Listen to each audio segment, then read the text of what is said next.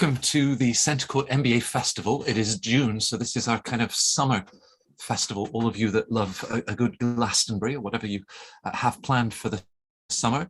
And with the team at Poets and Quants, and of course my co-host for Centre Court, John Byrne, we're delighted to welcome you from the four corners of the world for the next 3 days. We have close to 30 of the top US and European business schools that are with us, from New York to Palo Alto, from Barcelona to Fontainebleau. So we hope that this will be of enormous value as you think about your next steps and how an MBA might fit with your personal and professional development. We've changed the format from some of the other Centre Court events that you may have attended in the past, and we're just focusing on individual schools to really be able to take a deep dive. That means that in some of the sessions we will have student voices and alumni talking about their experience. We've always loved to be able to bring in the voice of career services, that magic dust that I see as part of such an integral part of the program. And of course, what I used to refer to as the gatekeepers, but somebody reminded me last time, no, these people are the door openers. So it is the admissions directors from so many of the top schools. It's a year where, after some very strong application volumes as we went through the pandemic, we now have a very strong job market in the US, and how that sort of plays out with a counter cycle of thinking about going to business school. And we hope that we can answer all of those questions. It's really lovely for me to start with two of my favorite people in the industry from the London Business School. We have Zoe McLaughlin. Zoe is the Interim Executive Director for Degree Education and Career Centre, and Careers has a very strong dialogue with that team in admissions. And of course at LBS, many of you will know, the admissions director is David Simpson. He's both head of the MBA and the Masters in Finance. So Zoe and David, Jubilee celebrations behind us. Thank you very much for joining us at Centre Court. Now, in my notes, David, I was going to start with a discussion of values and reputation. Now, of course, if that's about you, this is going to be a very short interview to refer to the MBA program at the London Business School. So perhaps let's just start with a general introduction. There's a lot to say about the mission, the school, the role that London plays. Where would you like to get us started? Thanks, Matt. So I think I'll start with our main aim, I guess, which is to have a profound impact on the way that the world does business and the way business impacts the world. And if you unpack that, that's really about, attracting the right people with the right sense of direction in what they want to do, who spend time with us, come out the other side, and then have a real impact all over the world. So we're located in London, as you'd expect, London, UK, which is a global business city with strength and depth across all sectors, and a wonderful place to live. So these are key things about this school that you need to know. We'll actually talk about perhaps the importance of reputation when choosing a business school, which includes accreditation, rankings, employers' views, and alumni and students' views on the experiences they've had as well.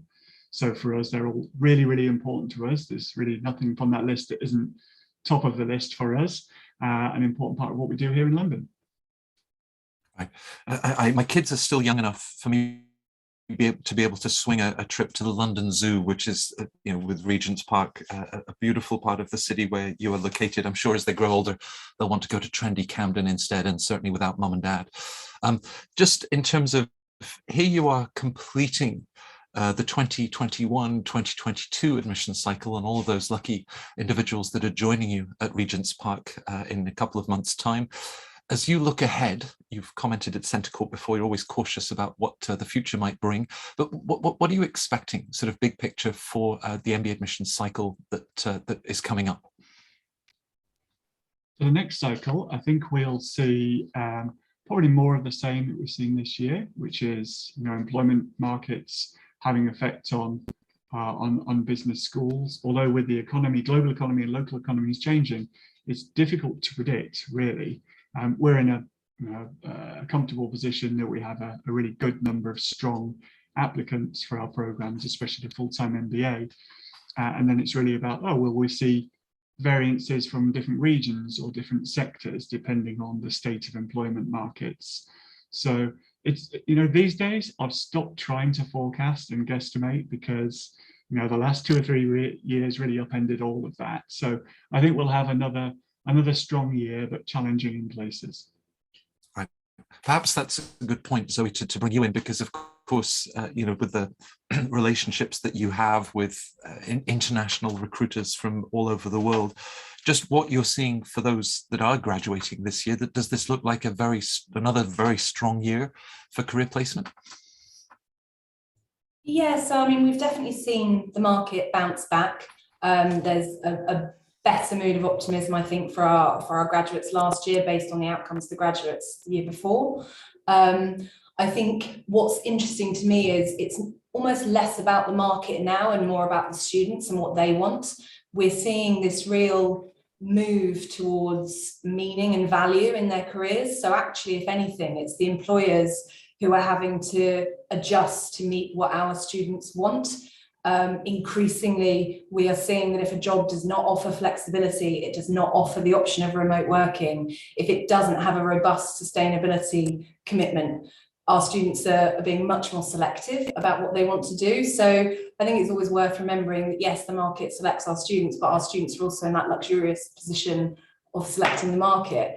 So a lot of the movement we're actually seeing is employers trying to understand how they can offer meaningful careers to students who perhaps aren't as willing as they were, back in the sort of the 80s and the 90s, the business school sort of golden years, I guess, where, people were just looking for that massive paycheck, and that, 90 hours a week was fine because they wanted the glamour of that city job. And it's just very, very different now. So it is a robust market, but I think, to echo a little bit what David says, it's changing all the time, both because of what the market wants, but also because of what our students want from their careers.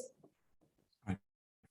Zoe talks or introduces the idea of what students want. In terms of the program, David, they want a lot, and you have a lot to offer them. Talk a little bit about but both how the class size, different sections within that group, and how you're able to really flexibly put together the sort of program that matches your passions, your interests, and would fit into those subsequent career goals. Sure, yeah. So the program size at the moment for the full-time MBA is about 500. That class cohort is divided into 6 different groups, or streams as we call them, and you stick with that group for the start of the first year of the program. The program itself, we talk about having a flexible 15 to 21 month program, meaning you've got jumping off points through the second year, depending on what you choose to do with your time. And that's a decision you make during the program. So you don't have to decide before you start, will I take a shorter program? You need to be aware of where you're going fairly soon in the program, but if circumstances change, it just gives you that option. So with that, the start of the program is a very reflective time. We have a range of programs that help you to look at yourself and what you've done and where you want to go and how the school can help you along the way. So with our leadership launch, there's a lot of reflective time, and then you hit very quickly into the first term. So the compulsory core subjects that we believe everybody needs, fairly traditional subjects across, so that you're prepared for internships and future employment, and just generally more of a leveler for people from very different backgrounds. Again, then though, in the second year, so we have trimesters, the second term, you will start to begin your choice. So with a tailored core, you'll start to pick not electives, but core courses, again, from a defined list of subjects we think are really important. You can start to, if you wish, create your direction or keep it fairly broad. And then we're starting to add in the experiential work as well. So London CAP gives students the opportunity to get out there into the city. And we start to really leverage London early on and get a taste of perhaps a career path you'd like to see in the future, or just try something that exists in London that doesn't exist anywhere else. And that runs through into the summer when everything changes completely with the summer, and I'll let Zoe talk about internships and things, but through the second year, it really is all about your choice. So you're picking 10 to 12 electives, fairly traditional in that way, but from a selection of 80 plus. You can form concentrations, or you can keep a broad range of electives depending on what you believe at that point your career track will be. Again, the experiential stuff comes along in the second year. So the global business experiences, we're delighted, have restarted again this year.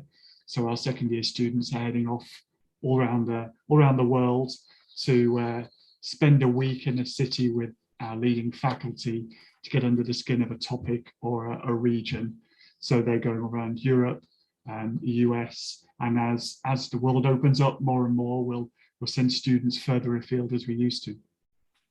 Right. David mentions the internships, and of course, given Zoe that there's the option 15, 18, or the full 2-year, 21-month format, that internship I'm sure can be pivotal in terms of trying a new industry. You know, we talk about transformation with the MBA experience. Tell us a little bit about how you're then sort of meeting those first year students and already working with them to think about the summer and how they're going to optimize that opportunity. Sure, and you're exactly right. I mean, the internship is the ultimate experiential experience. There are many students who will go into an internship with quite a fixed idea of what they want to do, or perhaps not sure, but the internship will really help cement sort of some direction. We see students often leaving an internship and going in a completely different direction because they've tried something and realized it's not for them. So it can be a very valuable experience for both taking you in the direction you want to go, but also helping you course correct perhaps from a direction you're not sure you do want to go into. In terms of how we prepare students, although obviously we do offer the sort of the 15 to 21 month MBA, it's still pretty swift. When students join us, they get to meet Career Centre pretty quickly, and we start rolling out the career curriculum for them in terms of making sure that they're ready to engage with the market, because obviously understanding themselves is a key factor of that, but then also then developing their collateral, which they'll take out into the market and engage with employers. It's absolutely critical that that is ready as soon as possible, because for some industries, people may be starting to recruit as early as November of their first year for internships, especially if they're looking at international locations like Asia or the US. So it's pretty swift. I think, you know, there is definitely reflection time when students come in, but we will start to get students moving quite quickly on practical career management skills, like getting their CV ready, getting ready for interviews. But you know, it's a spiral rather than a straight line, right? Because I think up to and including the internship, there are very many opportunities to try something different, change direction. Coming back from the internship will again connect with students and help them really sort of understand whether the experience was fulfilling, whether it was the right move for them, so that they can then start to build their strategy for what their full-time career options might be. So yes, it starts quickly, but I do think that there is the luxury of opportunity to reflect, opportunity to try, and opportunity to change your mind. And I think that's a really, really important element of the programme. Students might have written something in their admissions essays, and David will have, you know, hundreds and hundreds of ambitions committed, you know, in black and white. And actually, if we connect those to where students actually end up going, there's a lot less correlation than perhaps you might imagine, because, you know, students go on a journey. As you know, Zoe, I always look at this this careers thread that runs through the experience as perhaps one of the most unspoken extraordinary moments of the MBA experience, and it extends then you know, in the years beyond the school. But back to David on that idea of that sense of direction, because of course from an admissions perspective, individuals that might have 4, 6, 7, 8 years of experience, and how they're then sharing with you what they're looking for from the MBA at London Business School, and how that might then move into the next stages of their career. So are you looking to pin them down, David, given what Zoe just commented about, you know, that they take so many different paths, or really just get a better sense of the individual and their background and how that might be a coherent fit with the school and the opportunities you offer? Yeah, if you break it down this way, then you've got the applicant who are the raw material, the LBS offering, and the power of London and our extended network, and then the bit in the middle, the experience on the MBA program. We have a set of ideas about what we think is possible, probable, or a big stretch. And when talking or when reading applications, we'll look for a sense of balance between ambition and realism. It's not a contract, obviously. People change their minds, and they're encouraged to some extent if their plan A is too outlandish. And when we're making offers, this is important, when we're making offers to people to join our program, we're not saying we're making you an offer and giving you any sense of guarantee that you're going to get your dream job. That responsibility is on you and how you make the most of everything that we have. So we are looking for people to understand what they're saying. So if you say, I would like to be a consultant, a strategy consultant in X location, we want you to know what that is, what those people do, and some sense of whether that's realistic or not from your past, because all that information is out there. However, if you are an interesting individual with a great story and some fantastic experience that is transferable across different areas, different sectors, then we won't obsess too much about the one idea, the one sense of direction, because we think you'll probably be all right if you make the most of it. So there's different levels we look at, and it is important. I mean, one of my most important stakeholders, if not the most important, of course, is Zoe and the careers team, in knowing that we're passing students along who have ambition and realism to become successful and become successful alumni of the school. And that's something we talk about LBS, is that we're recruiting future alumni into the program, and they can have several careers after LBS in their lifetime and take several different directions. So you're never really just recruiting for one job, one company. And I actually, if people are really obsessed with one job, one company, I get a little worried whether they're focusing on the right things for an MBA, especially a top MBA that is an expensive undertaking. Right. So there we have a public statement, Zoe, from David. He's not making all of these secret deals with applicants and saying, listen, you're going to get that one perfect job that you're looking for. Just go and talk to Zoe and her colleagues. But how does that then work? You say, that they get to know you and your team very quickly, and through perhaps a range, holding up a mirror to skill sets, maybe certain skill sets they were unaware that they have. You're then, preparing them for these next steps. So talk to us a little bit about the careers curriculum, who's involved, and how it's really setting up the careers journey that you described earlier. Yeah, so we have a really robust careers curriculum, which is very much customizable. I mean, I can see a question in the chat around, switching sectors versus functions versus geographies. Some people come in wanting to switch everything. Some people just want to progress. Some people want to set up their own thing. And so we have the offer, and to a degree, it's like a buffet where students can come and choose from it what fits with them and their goals. And obviously, as I said, that might change throughout the program, and they can kind of recontract with us and come to different events, perhaps in the second term that they perhaps were less interested in their first term, depending on where their thinking is at. We essentially have 3 pillars of the career curriculum, which is coaching. So one-to-one coaching, it's unlimited. That ability to come and talk to a career coach and really reflect on what matters to you and why is hugely valuable. And when I talk to students who've been through the experience, they often say they wish they'd made more of the coaching, because it's a very expensive commodity out in the real world, and we offer it for free with really great coaches. And alongside that, we also have sector advising. So that's much more specific coaching, where you might come with a tactical question like, how do I become a strategy consultant in X location? And you'll speak to an expert from that sector who will help you navigate what your strategy might be for that. So the coaching is one of the really important sort of customizable personal pillars. Then we have learning, and that is very much driven by market need and market timing. So we work closely with employers to understand what it is they need from successful candidates in their recruitment processes, and make sure that we have a series of workshops and activities that help prepare students for the reality of recruitment processes across geographies, across sectors, and across functions. And that is done in a way that is timely according to the market. So we run interview training for banking and for consulting and for tech at the times at which it fits with the market needs. So students will be prepared by the time they need to go out and engage with the market.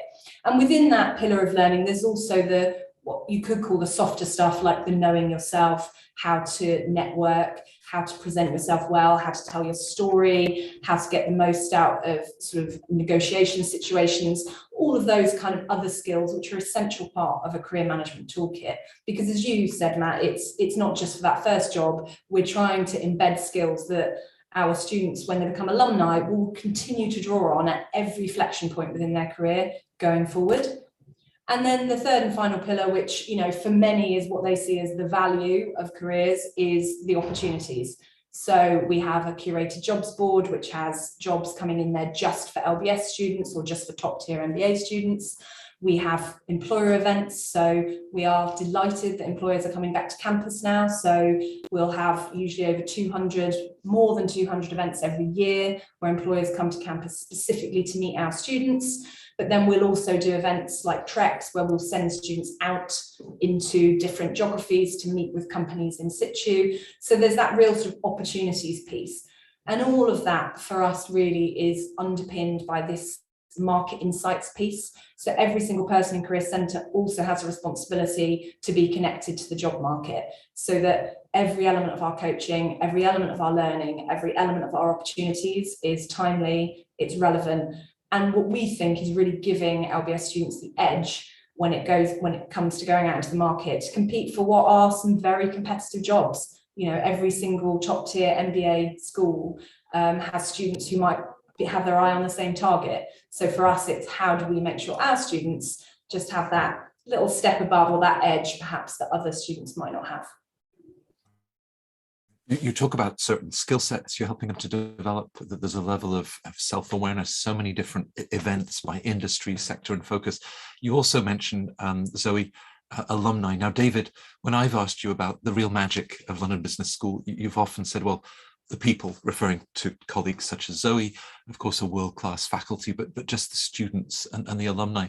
How do you encourage inquiries, applicants to the school, just to get a better sense of what will become their fellow classmates, of course, the alumni, and you know, just that sense of that this is a community that you'd really want to belong to? So I encourage, or actually expect, all applicants to have spoken to our students or alumni. They're available, so on the website you'll see a list of student ambassadors who we recruit every year, a large number of people from various backgrounds who help us to tell stories about their experiences. Every good school should do this, put you in touch with people who have got different stories. Don't just speak to people who are like you, because we hope that your aim in coming to business school is to spend time with people who don't look like you. But you'll want to see reassurance that the caliber of the people is what you'd expect, and that they are interesting people with interesting stories who are interested in the world. And that's, I think, one of the most relevant points. Is our aim is to recruit people who recognize that learning from each other is just as important as from the professor standing at the front of the room. And they will look at London Business School with expectations of the level of experience, the diversity, and people's proactivity in sharing that experience as well. So do speak to people, as many as you can, really. We'll kind of judge you by that in terms of who you've spoken to. Although it's not a competition, if you haven't, we will start to think, well, are we their top choice? Do they really want us or need us? And there's two different questions there. Do you need a London Business School MBA? And how much do you want one? You know, because we do have a unique offering. Not every school can say that, but it's important that you choose well. And it's fine to have a range of choices and have a range of schools you're applying to. You might have different contradictory reasons for applying to each school, but communicate the reasons why you're applying to our school, London Business School, and other schools as well, with specifics that you've gained from talking to our students and alumni. Right. Now, staying on that point, David, you know, I could probably fill paragraph 9 and 10 with a host of electives that all look fantastic, but they've all also probably got very long titles that will take up way too much valuable space in my essays and application. Beyond the classroom, the organizations, the group, I mean, there's so much going on that brings this community together. Are you also looking to get a sense of how they would engage, not just around strategy courses, finance, entrepreneurship, all of the other options, but how they would look to then take on leadership roles in the many different clubs and activities available to them? Absolutely. I think this possibly comes out slightly more in the interview process. We don't try and create a question for everything in the application. If anything, the trend over the last decade has been to reduce the amount you have to write, especially in essay form. But we put a lot of emphasis on the interview, which are nearly always with alumni, occasionally with me or other senior staff. And that it just enables a really deep conversation about what people want and what they want to do and how they'll get involved. So we have expectations that you will certainly join many clubs and groups and lead at least something. So whether it's a conference, a club, or an initiative, or getting a speaker in from your past, from your history, that's all really important. So we want every single person to be adding something. And for some, that might be organising those conferences, running the regional clubs are so important to us to showcase our diversity, or the social and interest clubs, such as the sports clubs, the rugby club, the expedition club, that kind of thing. Particularly active recently have been our Black in Business Club. There's some really fascinating speakers, and our Out in Business Club has been very powerful and very impactful for many years, organising an event called You're Out, which is a leading event across Europe and one that we've got sponsors queuing up for.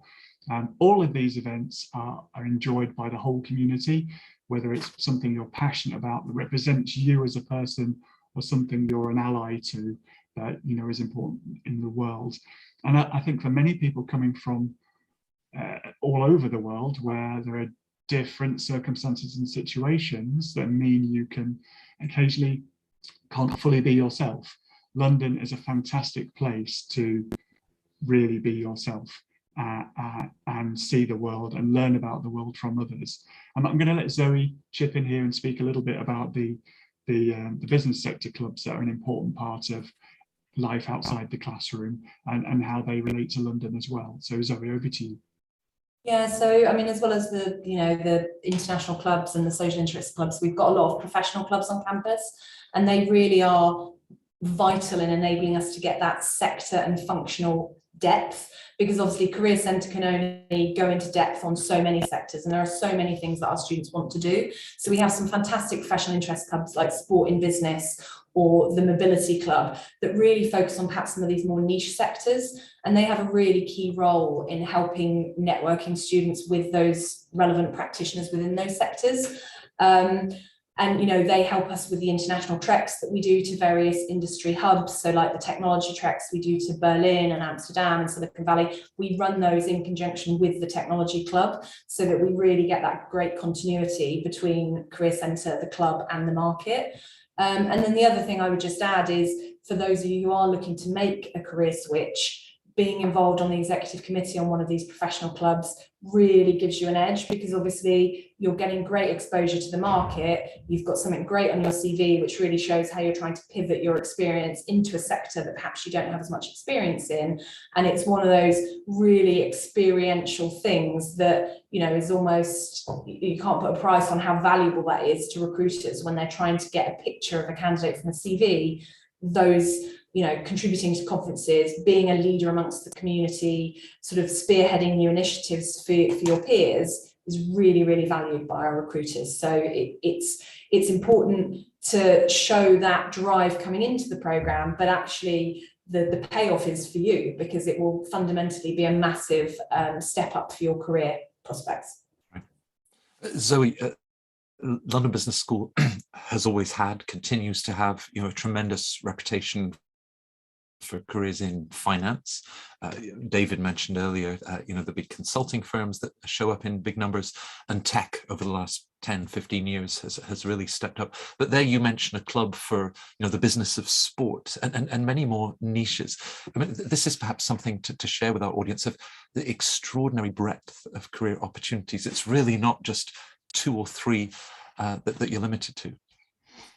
Absolutely. And I think, this is where we've seen definitely a trend increasing in recent years of students doing more than one internship. So, often students will do 2 or even 3 internships over their summer. Because of the way the programme is organised and the way that students can organise their electives, they can also do things during term time. Now, obviously, there are visa restrictions, so it may be, you can only do up to 20 hours a week. But some of these like startups and these smaller businesses really value our students' sort of time and expertise.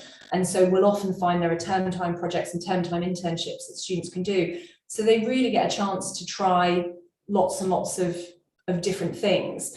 And I'm just going to rather cheekily answer a question that I saw came up in the chat about visas and sponsorship. You know, post-programme, one of the advantages of London Business School is the graduate visa route, which means that anyone who graduates from our MBA programme is able to stay in the UK for up to 2 years without sponsorship.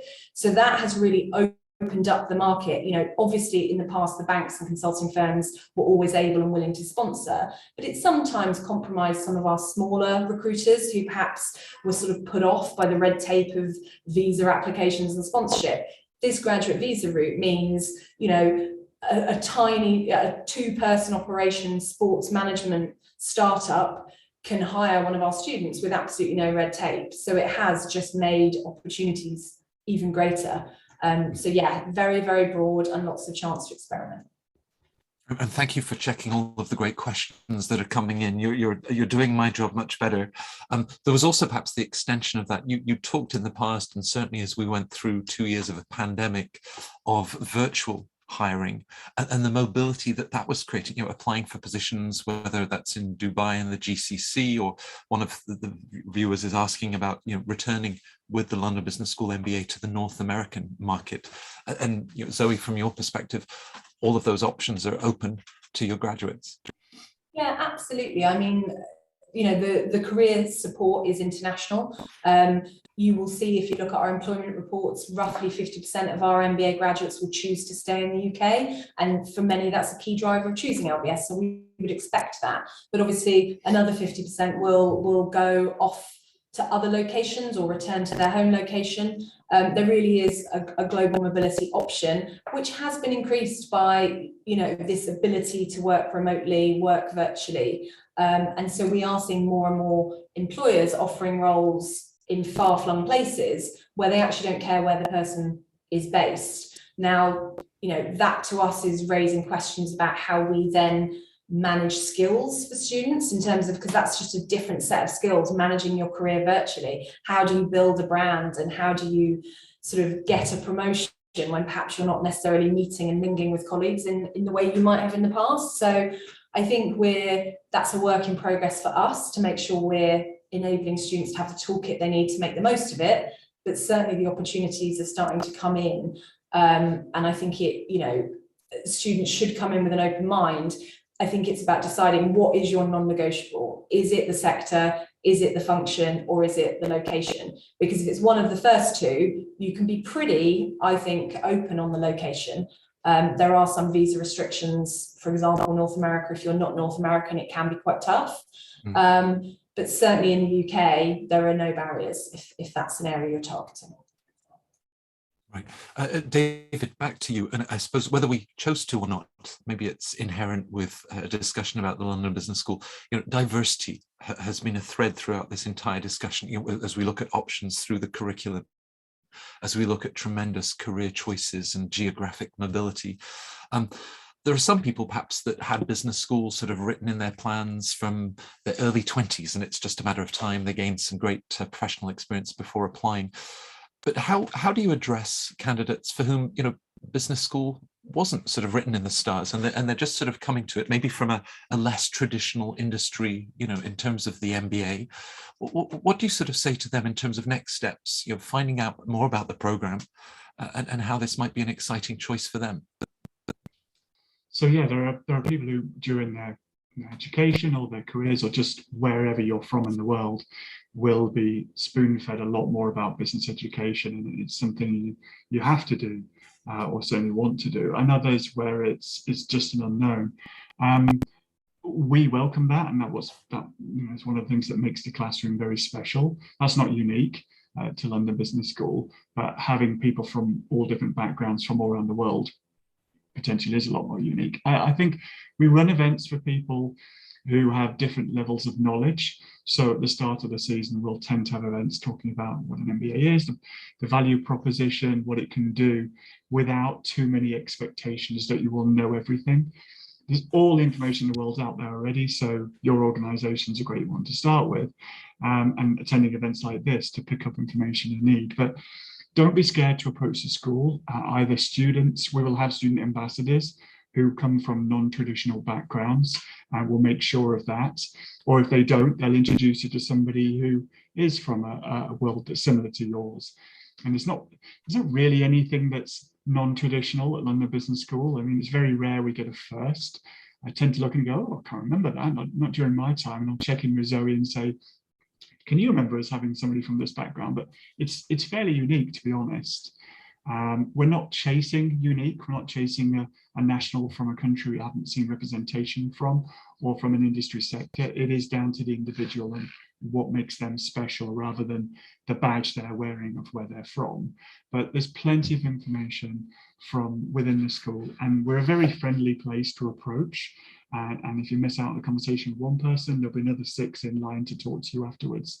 So don't be scared, just get out there, do the basics, read the websites, read the industry specific information that's available, whether it's through poets&quants, Centre Court, whatever it might be, so that you have a head start on it. But don't worry too much that, well, I'm not going to know as much as the sponsored McKinsey consultant. You're not expected to necessarily. That comes during the MBA, as you'll catch up and you'll find your own path. Right.